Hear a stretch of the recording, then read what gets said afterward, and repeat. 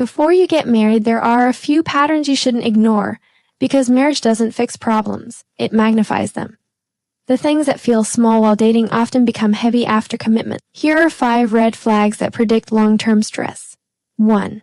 You're in different life stages. Attraction can make differences feel exciting.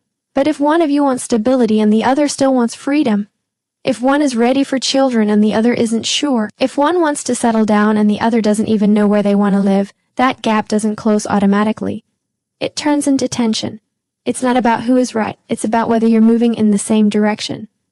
2. Your core values don't align. Values shape daily life.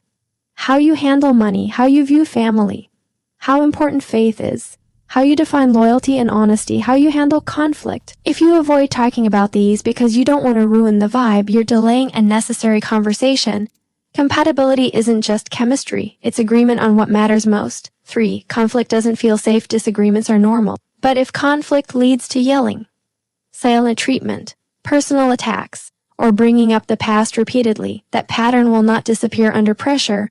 Marriage adds stress. Finances, work, family responsibilities. If you can't disagree respectfully now, it won't suddenly improve later. Healthy communication is less about talking, more and more about feeling safe when you do.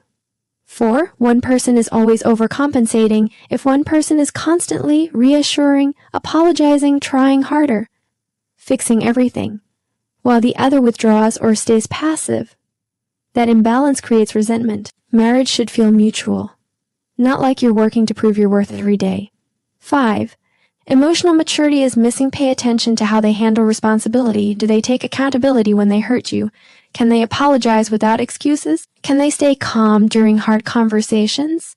No one is perfect, but direction matters. If someone refuses to grow, reflect, or take responsibility, that becomes exhausting over time. Here's the truth.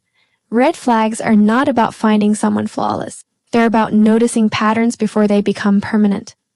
Love feels powerful, but alignment, respect, and emotional safety sustain relationships. Don't ignore what your body already knows just because you're afraid of losing the connection. If this made you reflect on your relationship, subscribe. On this channel, we break down relationship psychology in a clear, practical way so you can build something stable, not just emotional.